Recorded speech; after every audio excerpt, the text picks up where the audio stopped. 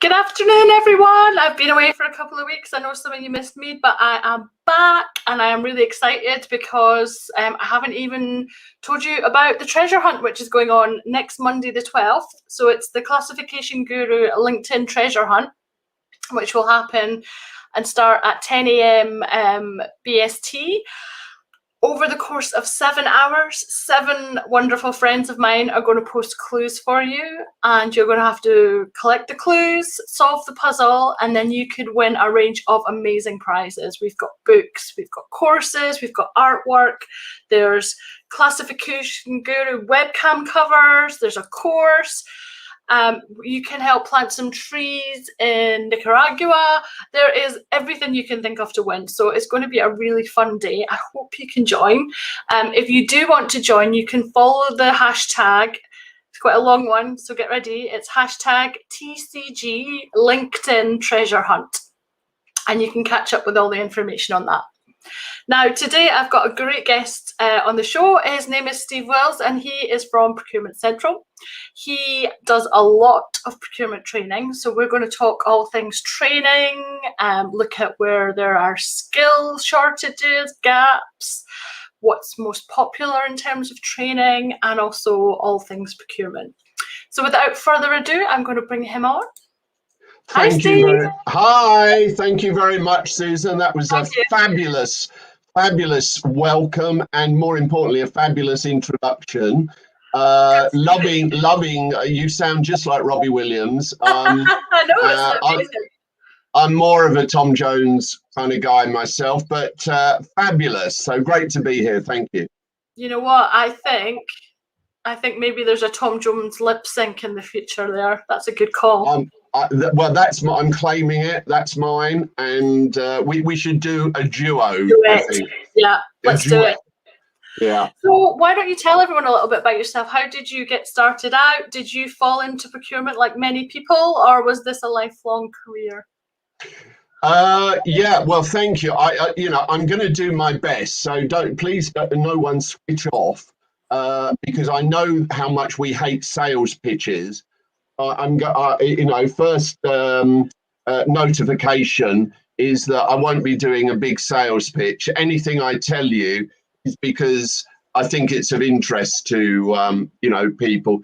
But firstly, no, Susan, I'm the only person I know who doesn't start with I fell into procurement because I wasn't very good at finance or marketing. Marketing was full up. So I decided, I once worked with a guy, and a lovely man called Jay, and Jay needed some people to move into procurement, and he was telling us that he was recruiting for the procurement team. And the next time we saw him, he said, I've found 3 guys. They all came out of catering. They all used to be cooks. Oh, wow.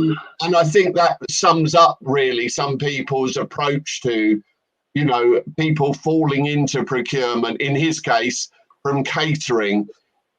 So no, I didn't. I came from warehousing and inventory, although I didn't realize it was a big profession at the time. And then I got hold of some a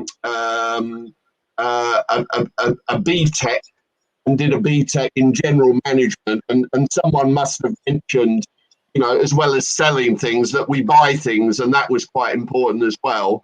Yeah. Supply chain logistics background would have helped you as well. The supply chain logistics background would have helped as well, I would have thought. Yeah, absolutely. So, that was my introduction, and then, as you correctly say, I took a job managing fleets of cars for General Motors and Ford. Wow. So the whole supply chain and logistics, the storing, the shifting, the moving, really, got me into the profession.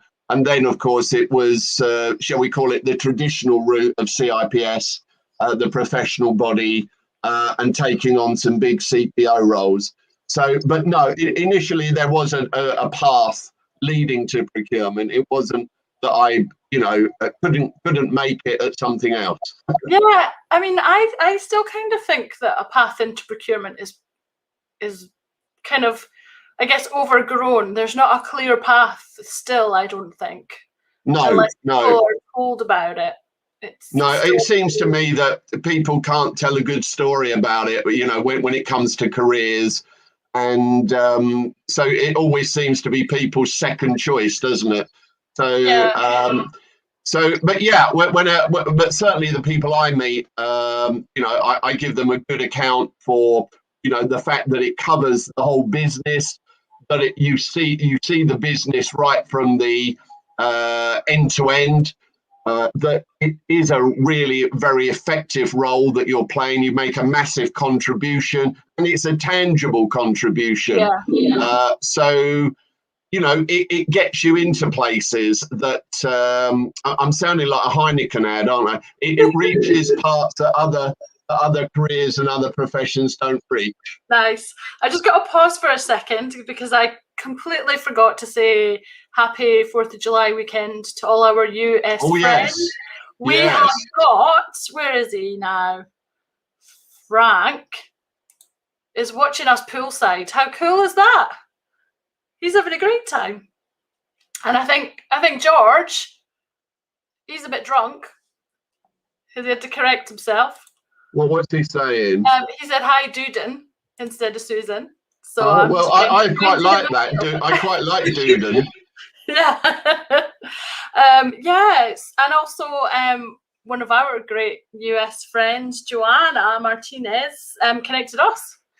It's funny how, you know, I've travelled by Zoom over half the world to get introduced to someone who's probably just a few miles away. Somebody that's right at the end of the street. Yeah.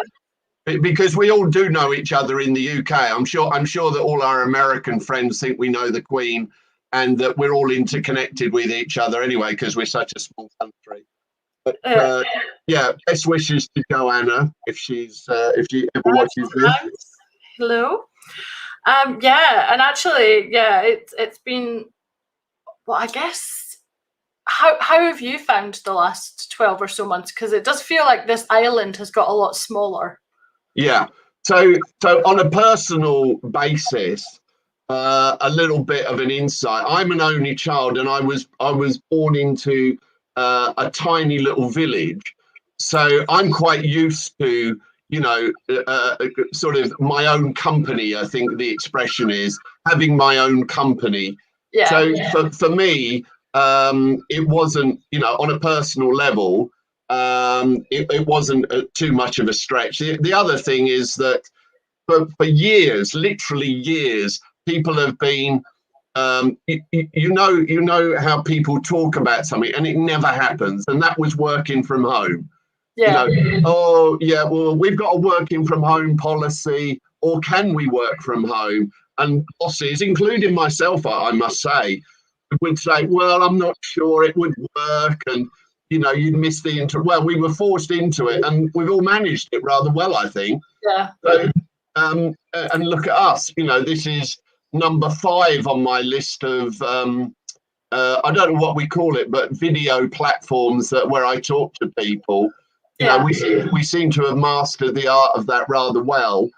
So and obviously, as you said in the introduction, when we're doing things like training, there are some things that don't work as well.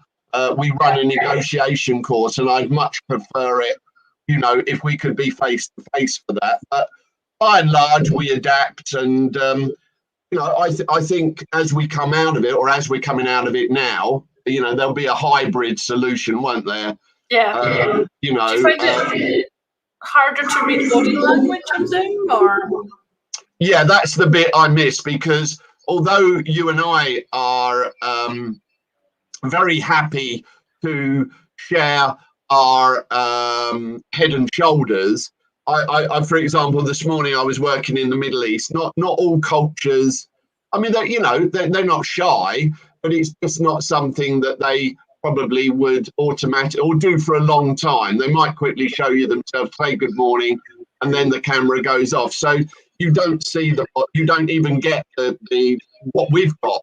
Yeah. So as you correctly say, you do miss that reading the body language, and you're forever asking them, you know, a bit like, are we nearly there yet, Mum? You know, you're forever asking them, are you still there?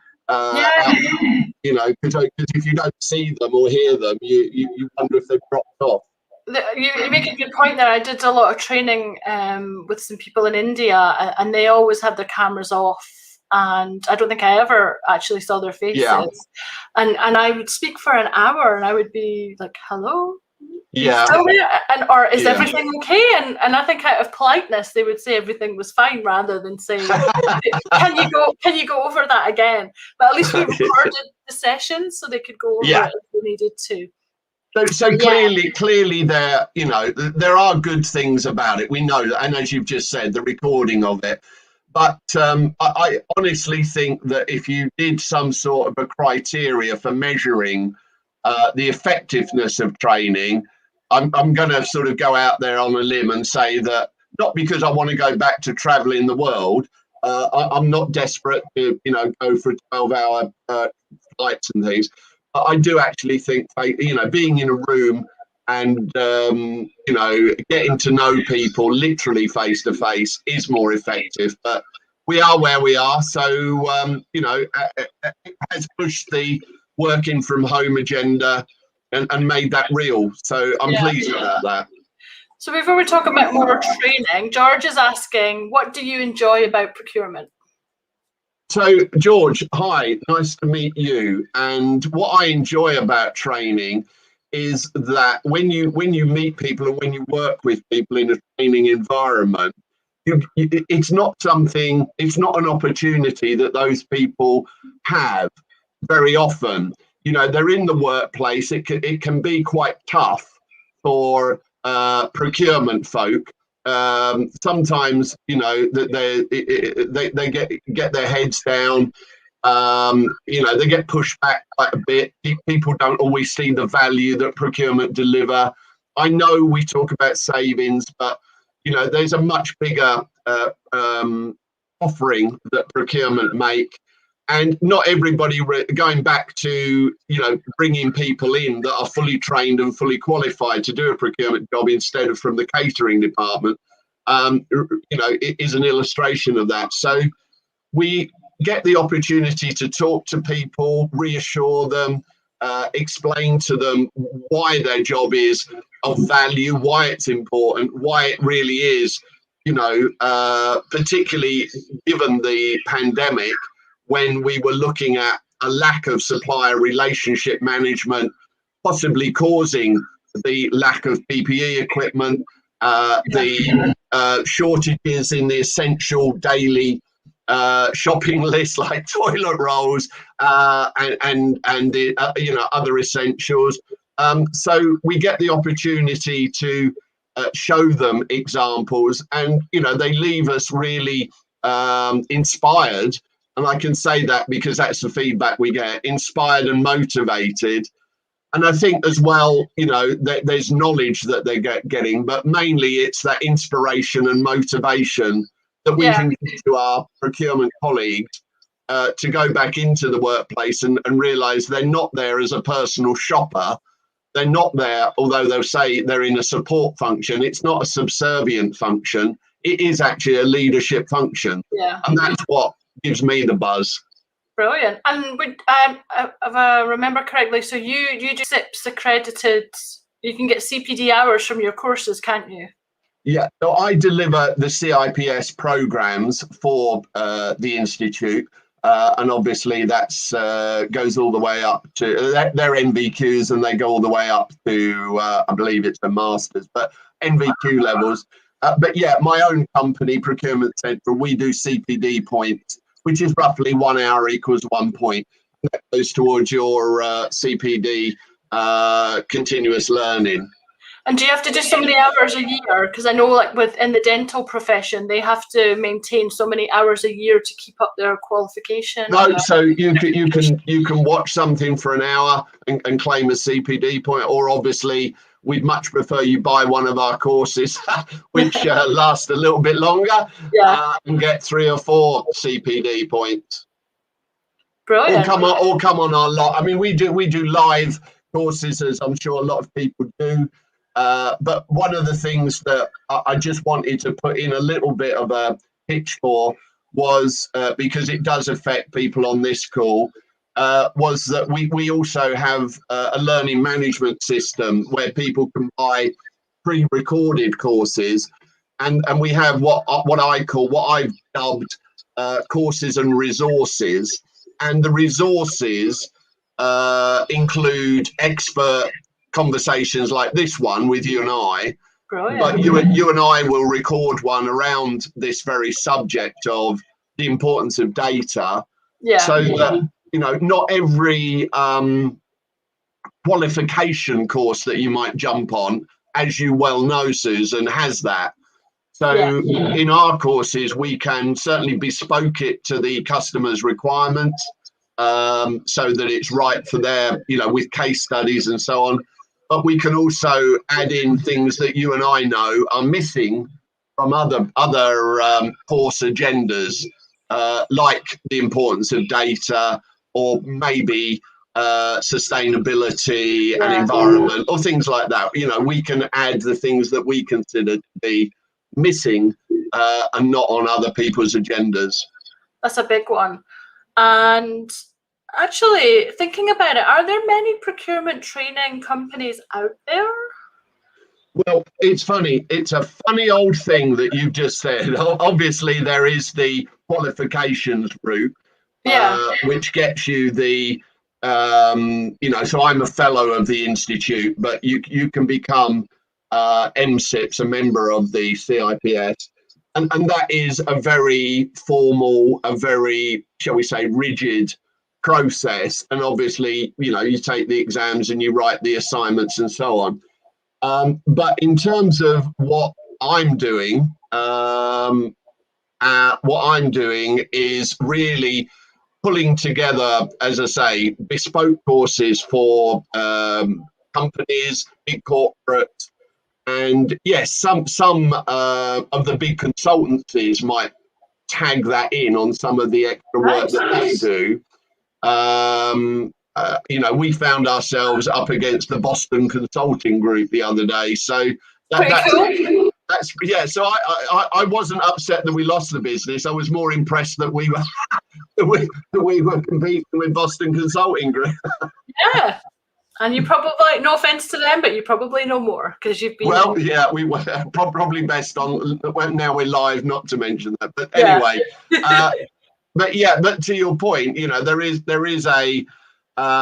a specialist angle that we have, not just from an academic theory, but like yourself and a lot of people on this call, practitioners, been there, done it, got our hands dirty, rolled our sleeves up, and people do like to hear the, not quite the war stories, but the experience. They like to hear the experience. It's good. I've got a whole chapter in my book on data horror stories from procurement and data. And there were so many I couldn't put them all in. I mean, I know a choice. Well, we probably, a lot of us know Peter Smith from who was a previous president of SIP. Yeah. And Peter had a very good book out, and it's the kind of book that we all wish we'd got to first. Bad Buying, and as you say, it's all and I'm afraid there's quite a few of those stories out there. Yeah. So however, people do like to hear. Yes, they like to hear the glory stories, but they also need to know when things don't work well, lessons learned from that. So that's what we bring as well as just the theory. Brilliant. And what would you say are the most popular types of courses that you do? Yeah, well, there's 6 of them, funnily enough. So after a great deal of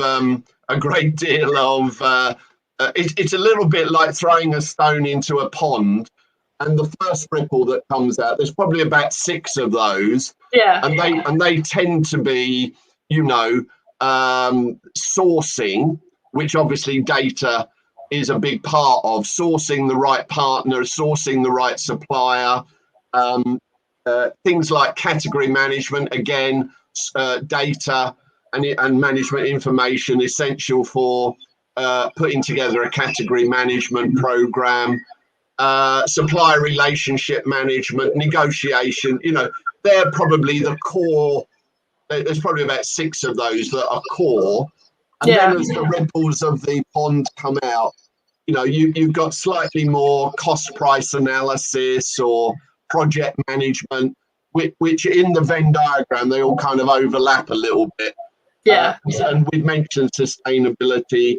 We ran something recently on ethics, which is probably, as you come out, as the ripples come out, ethics is coming out a little bit further.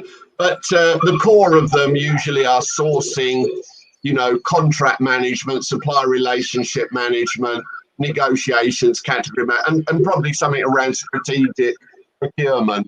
How we add value. Yeah, Peter's saying that teaching and understanding TCO, total cost of ownership, is key. Yeah. So is that included in a course, or would that? Oh, yeah. So because both you and I, Susan, like to make the point, and we can be a wee bit provocative, I like to be a bit provocative, in my teaching, and say that I don't like price.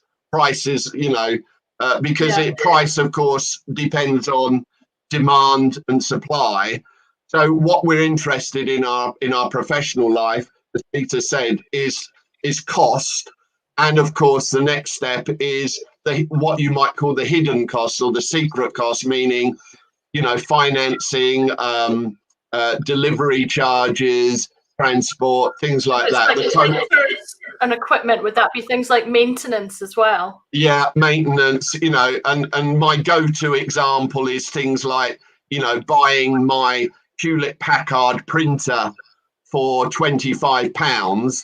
And of course, the whole life cost when you've replaced 100 print cartridges, a lot of paper's got screwed up in it, and the electricity is the total cost of that is a lot more, of course.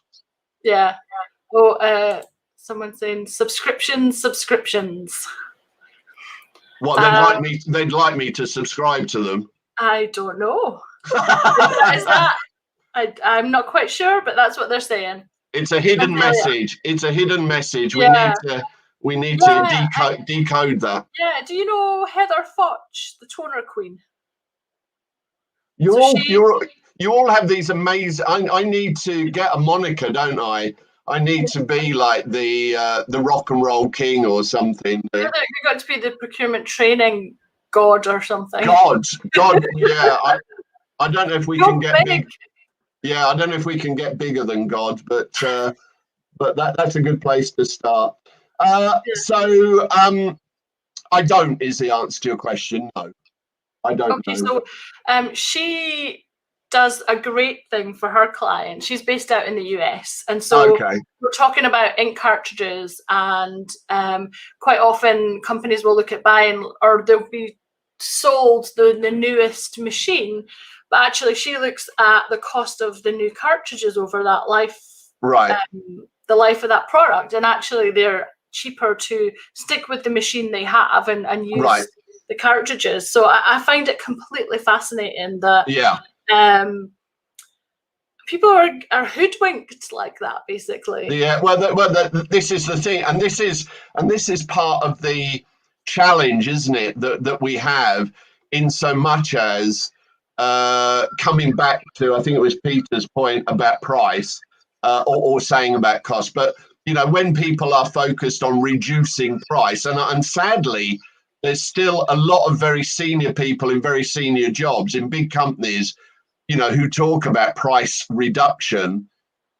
It's easy to as you say, bamboozle them if you're a smooth talking supplier, when they don't appreciate value or understand value, or as Peter said, the total cost of ownership. So this is why, back to the previous question about why do I love my job and why do I get a buzz out of running training, it's because you say these things and 20 people in the classroom are all punching the air. Thank goodness you're here, Steve. Why don't they listen to me? Why don't people see the bigger picture? Because I'm afraid, we've still got a lot of people to convince. Yeah. Organisations. He's back. He's saying total negotiated benefits. I like that. Okay. TNB. All right. Okay. So that's something that I struggle a lot with is getting the purse string holders to invest in their data, because it's not so tangible. They can't look at it and go, right, this is going to save me this. You can start to add hours up here and there, but they just don't see it as valuable or worthwhile as they should. No, and this is why, Susan, that as I've mentioned to you before, you go into companies, established companies that are household names, really, FTSE companies, and you're scared to death when they're talking in a range of numbers, like millions, between 100 and 170 million. That's a massive variance. Yeah. So even 100 and 101 million would be bad enough. But there's no real worry on their face that they're talking like that. And it clearly is the bedrock, the foundation of making decisions, all kinds of decisions, negotiating decisions on who are your if you like, who are your partnership suppliers, who are your A-class suppliers. There's so many areas where if you haven't got that right, you're doomed to failure and doomed to lack credibility. And I'm afraid, it is the case still after such a long time of strategic procurement and doing what we do, that people still don't get the message that accurate data, clean data is important. Yeah. Peter was just telling us that he was in strategic procurement for 22 years. So Peter, I think I need to get you on here as well so that you can share some of your stories at some point. And then there's a bit of conversation going on in the chat. Peter's again saying specification drive cost, especially when written for a specific application and not generic enough. Okay, and then Azalea. Yeah, that's a good point. And just to jump in on that, what I would quickly say is that, and again, I'm sure this will resonate with a lot of people, is that again, just being provocative, I think we can do more to reduce cost with an internal conversation, meaning the specification. I have a few blokey friends, and blokey mates, they tend to like lots of gadgets, applications, whistles and bells. And when you're specifying that kind of, the all singing, all dancing version, obviously you're adding all that cost to the product or the service, of course. So to the point that's made, the first place that we can make a huge contribution, even before we talk to a supplier, is talking to our own business about that might be what you want, but it's not what you need, is it? And I know it's going to hurt your feelings to say, you need a Skoda instead of a Ferrari, but it's that kind of conversation. Yeah, it's so true. Azalea is saying, what can we attach data services to give it value in buyer's eyes? But for me, I don't think we should be attaching it to anything, because that's the problem. In my world, that is the problem. What I do now has always been attached to software or analytics. And so people don't see the value. So if we keep hiding it, it's like a hidden cost. Yeah, they've made it into a hidden cost. Yeah. We need to educate, I think, so that it becomes an asset in its own right. In most instances, businesses would fall apart if they lost their data overnight. Yeah, it's that valuable, but it doesn't sit on the balance sheet at all. It should be, when you become a leader, a CPO, when you get a new a new role, a decision maker, a category manager's role. I mean, the very first place you go, I don't know, maybe I've just been brought up this way, is to pull the ledger. You pull the ledger and you look at the data. Now, chances are, as you all know, the data will be, IBM will be recorded 29 times. It will be recorded as IBM Havana, IBM Portsmouth, IMB, blah, blah, blah, blah, blah.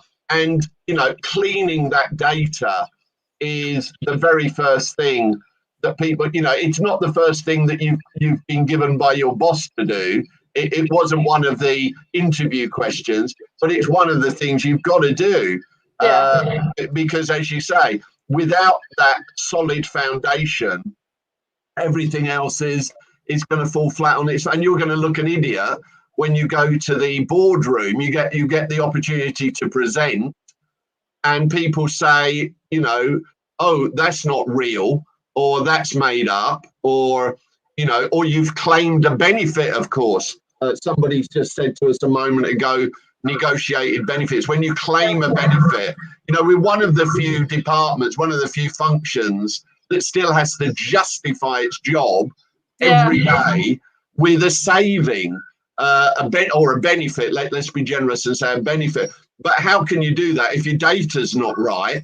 And because other people will run away and say, how dare procurement, how dare a little, upstart crow, how dare he come around claiming that he's added some value or benefit. I'm going to go and check that out. So if your data's not right, that's probably your chance gone. That's a moment of glory gone. Peter's saying procurement's often at odds with the internal customer. It's all about walking fine lines, working together. It's true. Yeah, it is true, but it shouldn't be the case. And for once, I'm going to say the internal customer is not always right. And our job is also to say, sometimes to say slow down, sometimes to say, if you don't follow our process, and by that I mean, accurately, budgeting, the very start of the process, getting accurate data, the budgeting process. If you don't work with us, all we'll do is we won't be approving it. We won't be talking to the chief executive, which is what I used to do at the Olympic and at AXA, and taking them through the business case and explaining it. I won't be doing that if you don't involve me right from the. It's no good coming. Okay, let's just back it right up. Yeah, back it right up. Let's talk about the Olympics. Let's talk about that. Oh, I see. Oh, yeah, a little name dropper that I was there. Oh, back it right up. I get your point. So tell us what you did there and what was that like? All right, hang on a minute. What's the time? Oh, we need another hour, I think. We've got time. Yeah. It must have been fascinating. Yeah, so what happened at the Olympics was that they were cruising along very comfortably, and this is actually, I don't know if we do have time, but this is actually a story that's right on the money when it comes to the subject of classification and data. We absolutely have time. I want to hear this. All right, well, for those, because I know we have to log off at 5, so I'll try and condense it. But very quickly, what happened was I got a phone call, and it was one of those summer afternoons about 18 months before July and August 2012, and it was kind of be here now. And one of the ex-presidents of SITS, Jerry Walsh, was at the Olympics. And what had happened was that the security, which is the biggest spend of anything, had suddenly gone through the roof because there'd been the July 7 bombings in London. The bombers from Luton had come to town and disrupted London and caused chaos, of course. And from there, the spend level had trebled literally overnight. And so I got a phone call to join Jerry because they thought they'd done enough, and obviously it wasn't enough for the to not just make sure that they had that the stadiums were secure, but to make sure that everyone in the country, who were worried about terrorism or so on, that they had a safe games. Yeah. So that was the introduction to it. But the story, very quickly, that I just want to share was the fact that the company we dealt with, and a lot of you who went to the games or took an interest in it will know that it was G4S.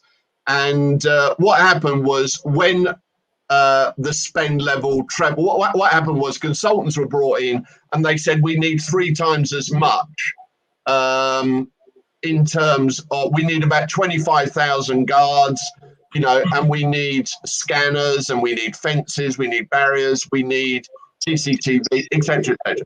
We'd got some of that, and we'd already told G4S they've got the contract. But then, obviously, when the situation changed, July the 7th, and the consultant said it's all trebled, what happened was G4S said, well, we just need to get on with it. Can you just sign the check? Because if you want to deliver this on time for a safe games, we haven't got time to explain to you what we're going to spend the money on. Wow. So this is where accurate data, they wouldn't let us have it. They were exploiting, and this is all, by the way, this is all in the public domain, so I'm not snitching, because there was a public inquiry, and a lot of the G4S guys that I worked with lost their jobs over it. So including I was about to swear there. I was just said, oh dear.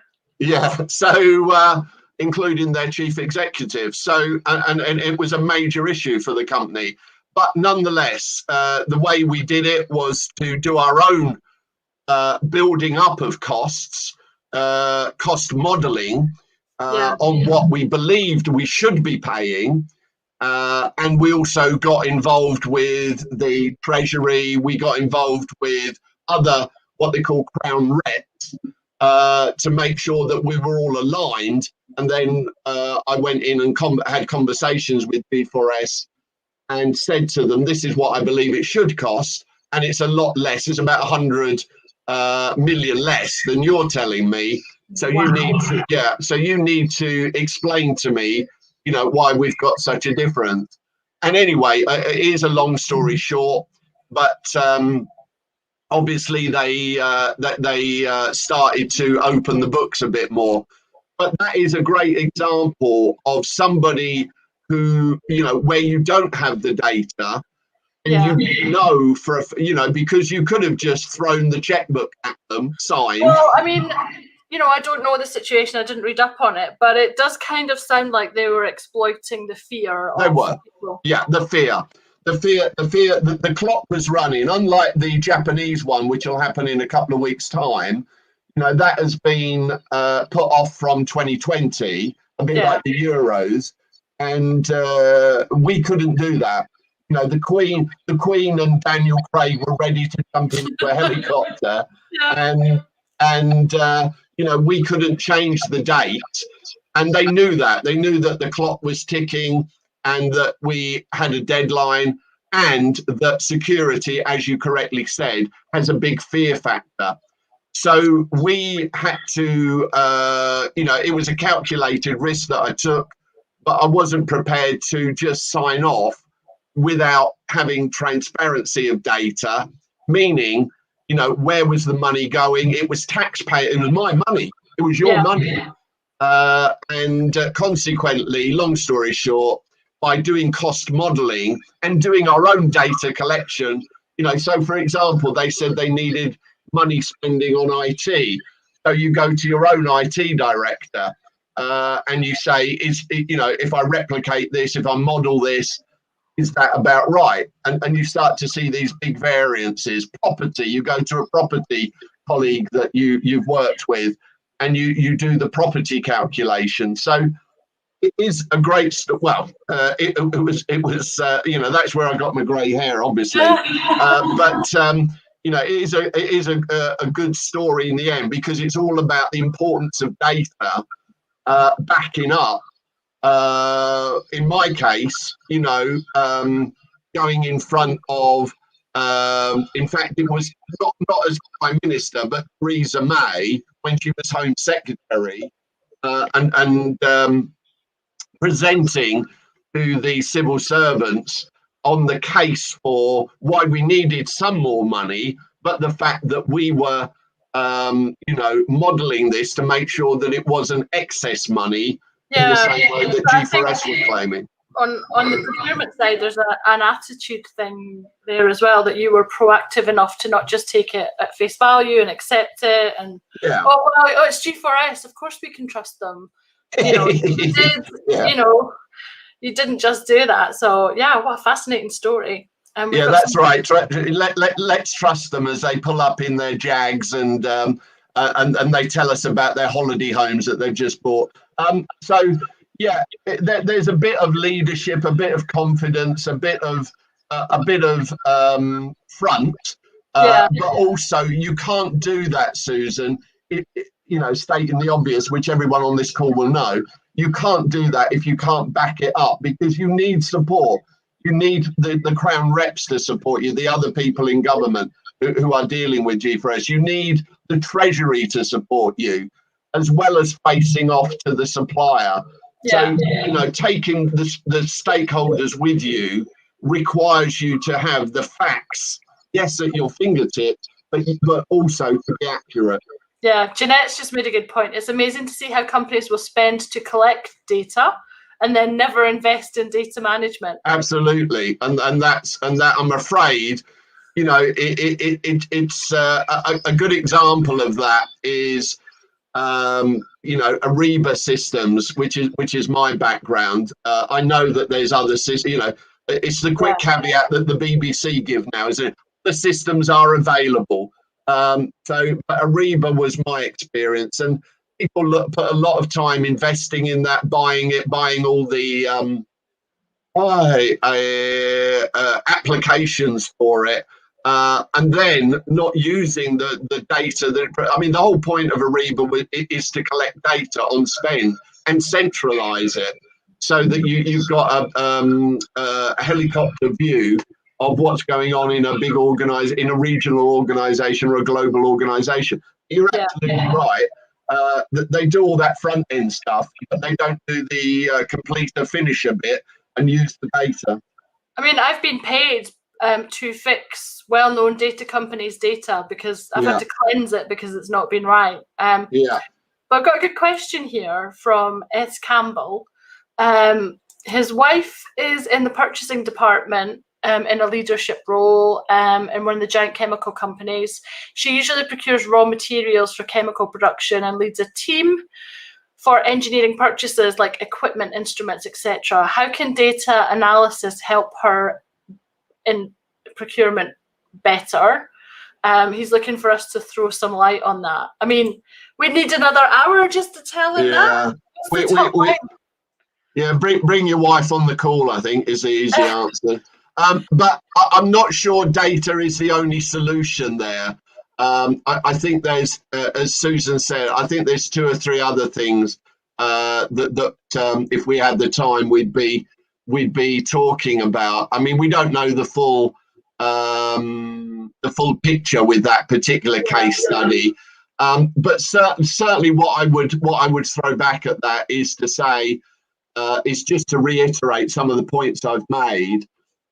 Confidence grows from having accurate data or solid numbers. Now, I am not that person, which is why I'm very happy, and which is why Joanna's obviously teamed Susan and I up together, because I'm not a data or details person, but I know, to your point, I know I need that, and I know that I need that because when I meet people in the business,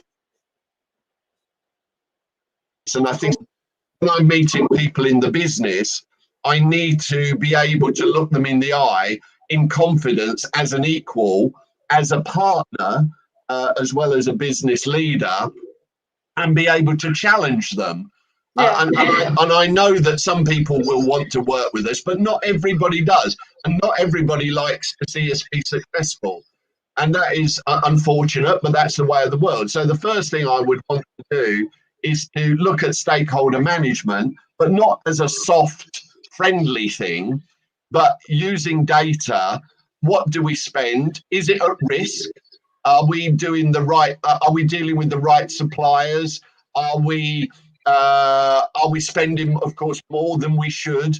You know, and you can't start to ask those tough questions and investigate something, which is kind of a bit in our DNA to do because we're cynical people, without having data. So I say data is key, but the outputs, if you like, are really that we want to challenge people. As I said before, the first challenge is, why do you want it? You might need it, but I think there's a big variance between what you want and what you need. And then all the questions about, you know, are we dealing with companies? Are we spending more than we should? Are they secure? What are the risks? And the data, internal data I'm talking about, as well as things like what's happening in, you know, at a macroeconomics level as well, that really makes us more of a leader than it does a quote unquote support function. Yeah. So I suspect at the heart of that question is that the wife is feeling a little bit like, you know, a support function and just, you know, the company shopper rather than the strategic procurement function she wants to be. But I may be taking a bit of a liberty saying that, because obviously I don't know the full situation. Yeah, some people are just suggesting that his wife connects with the Procurement Foundry as well. Okay. So yeah, that's an option. But if somebody was stuck in that kind of shopper role and wanted to transition to something more strategic, I mean, how do you go about that? Yeah, well, obviously you have to pull together probably 5 people in the organisation that you're going to be convinced about that. One is probably your line manager or boss. One is a trusted colleague, because it's probably almost impossible for you to do it all on your own. Yeah. If you talk to your line manager, they'll be skeptical because they don't. No one likes change. Yeah, No one likes a maverick, do they? No. And so the biggest. Okay, good. All right. Thanks for that little message. And also, if you can find somebody who does take risks, which could be, you know, a board level person, you know, you need to be able to approach them and say, you know, this is what I've been thinking. How do you feel? I've spoken to my line manager. I've spoken to a couple of colleagues. I just want to run it by you. So I think it's that kind of network, isn't it? You've got to build the network and you've got to kick it around, because if there is hostile resistance to you, then you're in the wrong company. But if people say, oh, you might have a point there, you know, but really in the next 10 minutes, you know, or 5 minutes, I don't have enough time to say, you know, there's a whole heap of, you know, I've had a lifetime of experience doing this and happy to teach people how to do it. But we can't convey that just in 5 minutes. But the first thing I mean, would do, I'm getting a sense of what your training courses must be like. So yeah, I think they must be pretty awesome. But I think the network is probably the first thing I'd want to do. I'd want to kind of, you know, as they say, kick the tires, test the theory a little bit, and see, you know, what other people see, if your organisation is resistant to change, or whether you're in a kind of organisation that's going to see you as a change agent. Yeah, I mean, I've had some crazy statements back to me. The biggest of global companies who acknowledge that they don't even have the same GL codes across the company. Yeah. Different regions are using different GL codes for the same thing. But they're okay for that. There's no appetite to change. No appetite for change. Yeah. They don't see the problem. More importantly, they don't see the problem, and they don't see the benefits of it. But the thing to some of the questions coming in on chat is, okay, if they don't see the risk, the problem is it's a real barrier to people like me, because I'm coming in and on my white charger, I'm talking about making change and delivering benefits. But actually now this is so it's almost one of the core questions. It should be the core question at the interview. Are you going to let me clean the data and get access to accurate data? Because without it, I can't do all the other things that, you've hired me for. Yeah. We need to worm that into SIPs a bit more as well, I think. We'll do it. Yeah, absolutely. Happy to assist on that. Slowly plant little seeds everywhere, and then they'll start to grow eventually. Yeah, hopefully. So if people aren't investing in training, why should they?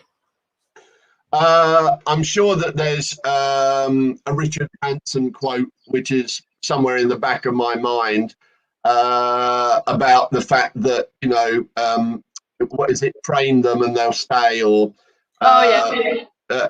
or now I'm probably drifting off with Kevin Costner in Field of Dreams or something, but they will come, and they will come. Is it the one about what if I don't train them and they? That's right. What if I train them and they leave, or what if you don't train them and they stay? So that's it. Yeah. So, but the point is, I think that, and by the way, certainly there's a lot of interest. There is a lot of interest growing, and I think it's because of the pandemic and because of the shortages and because of the effect on supply chains that people are, reaching out for more training and education. But I just think, people in supply chain and procurement and other related activities, they do see the gaps. They do see the problems. They are passionate about wanting to change. And for me, it's unlocking that passion. It's giving them the tools and the capability to not just be frustrated by it, but actually to become the change agent and do something about it. So if you want to be complaining and whinging and, going home every night and boring your partner over fish fingers, that's fine. But if you actually want to do something about it, work with me and get on one of our training courses. Great. Well, thank you so much for your time. I have popped the link to your website in the chat. What can we expect from you over the coming months? Have you got anything planned?